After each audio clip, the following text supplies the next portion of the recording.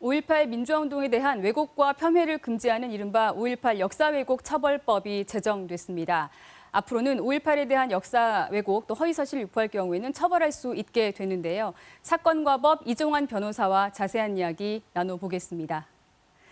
지난주에 이른바 5.18 역사 왜곡 처벌법이 국회를 통과했죠. 이 법안 다시 한번 자세히 짚어주시죠. 네, 5.18 역사 왜곡 처벌법의 내용은 크게 두 가지입니다. 기존 5.18 민주화운동 특별법에서는 헌정질서 파괴 범죄만 해당되었습니다. 하지만 이번 개정법에서는 시민들에 대한 반인도적 행위도 명시하였습니다. 반인도적 행위란 현장에서의 끔찍한 학살 행위를 의미하고 있습니다. 이번 법 개정 중 가장 중요한 부분인데요. 5.18 민주화운동 조사 결과 명백히 사실로 확인된 내용을 비방하거나 부인하는 경우에는 처벌의 대상으로 삼을 수 있는 조항이 추가되었습니다. 기존 형법 체계하에서는 피해자가 특정되지 않은 그런 명예훼손 발언 경우에는 처벌이 어려웠습니다. 하지만 이번 법 개정으로 5.18 민주화운동을 부인하거나 비방하는 것을 차단할 수 있는 근거가 마련된 것입니다. 네.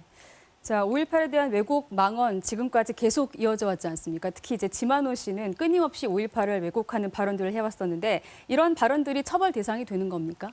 네, 5.18 민주화운동은 북한 특수군에 의한 폭동이다라고 지속적으로 주장해온 지만원 씨에 대해 올해 초 1심 선고 공판이 있었습니다. 법원은 명예훼손 유죄를 인정해서 징역 2년의 실형을 선고한 바 있습니다. 이 와중에 5.18과 관련된 왜곡하는 책을 또 출판해서 논란이 있었습니다. 그러나 지만원 씨의 모든 발언이 처벌 대상이 되는 것은 아니었습니다. 피해자가 특정이 되지 않은 채 5.18 자체만 폄훼하는 경우에는 처벌이 대상이 되지 않아서 무죄 판결이 나오거나 불기소 처분이 나오기도 했습니다. 하지만 이번 법 개정으로 지 씨가 무죄 판결을 받는 것은 어려워질 예정입니다. 지 씨가 앞으로 5.18 민주화운동을 비방하거나 부인하는 경우에는 개정법 8조 제1항에 따라 5년 이하의 징역 또는 5천만 원 이하의 벌금에 처해질 수 있습니다. 네. 특히 유튜브에서 5.18 왜곡 영상들이 다시 확대 또 재생산되고 있지 않습니까? 이런 경우는 어떻습니까? 네, 최근 5.18 기념재단과 시민단체가 모니터링한 결과 5.18에 관해 북한군이 개입했다거나 폭동이라고 주장하는 영상이 무려 200여 건이 넘었다고 합니다. 대부분의 영상이 지만원 씨의 허위 주장을 확대 재생산하는 그런 내용이었다고 하는데요. 이렇게 다른 사람의 허위 주장을 그대로 전달만 한다 하더라도 처벌의 대상이 될 수 있습니다.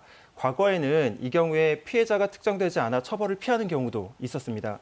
하지만 이 법률 개정으로 인해서 5.18 민주화운동을 폄훼하는 경우 그 영상을 전달하기만 해도 5년 이하의 징역 또는 5천만 원 이하의 벌금에 처해질 수 있으니 유의하셔야 됩니다. 네. 지난해에는 5.18에 대한 당시 자유한국당 의원들의 망언이 문제가 됐었죠. 이 영상 보시고 다시 이야기 나누시겠습니다. 5.18 유공자라는 이상한 괴물 집단을 만들어내면서 우리의 세금을 축내고 있습니다. 북한군 개입 반폭동이었다 하는 것을 밝혀내야 됩니다. 당시 공청회 때 발언들인데 이런 발언들도 처벌 대상이 되는지 이것도 궁금하거든요. 네, 당시 5.18 단체들은 이런 발언을 한 국회의원들을 명예훼손 및 사자 명예훼손 혐의로 검찰에 고발했습니다. 검찰은 2년 가까이 사건을 검토한 그때 최근 결론을 내렸는데요. 전원에게 무혐의 처분을 내렸습니다. 이유는 해당 발언은 국회의원이 공청회에서 직무상 한 발언이기 때문에 면책특권으로 처벌할 수 없다라는 내용이었습니다. 면책특권은 국회의원이 죄가 되는 행위를 했다 하더라도 국회에서 직무상 한 발언이라면 책임을 면제해주는 그런 특권입니다. 안타깝게도 이럴 경우에는 이번 개정법으로도 처벌이 어렵습니다. 다만 그 사람들이 토론회나 간담회에서 5.18을 왜곡하거나 비방하는 발언을 할 경우에는 처벌이 될 수 있습니다. 일반인들 같은 경우에는 처벌 대상 될 수 있다 이런 말씀이신 거죠? 그렇습니다. 그런데 이제 이 법안이 여러 가지 우여곡절을 겪었습니다. 그동안 법 제정이 어려웠던 이유가 있었죠? 네, 가장 큰 이유는 바로 표현의 자유를 침해하는 것이 아니냐라는 비판 때문이었습니다. 5.18에 대한 평가는 자유로운 토론과 논의 속에 남겨둬야지 그게 바로 성숙한 민주주의다라는 그런 이유였었는데요. 하지만 표현의 자유라는 것도 무제한은 아닙니다. 사회적 합의를 통해 극단적인 표현에 대해서는 금지하는 경우가 있습니다. 이제 대표적인 것이 나치의 유대인 학살을 부정하는 경우 처벌하는 유럽의 홀로코스트 부정 방지법이 있습니다. 5.18 역사 왜곡 처벌법이 통과될 수 있었던 것은 이렇게 5.18에 대한 지속적인 부정으로 피해자들이 고통받는 것을 막고 그리고 허위사실로 인하여 사회가 분열되는 것을 막자는 그런 공감대가 형성되었기 때문인 것으로 해석됩니다. 네. 자, 마지막으로 5.18 역사왜곡 처벌법뿐만 아니라 다른 두 가지 법안도 있죠. 이것도 한번 정리를 해주시죠.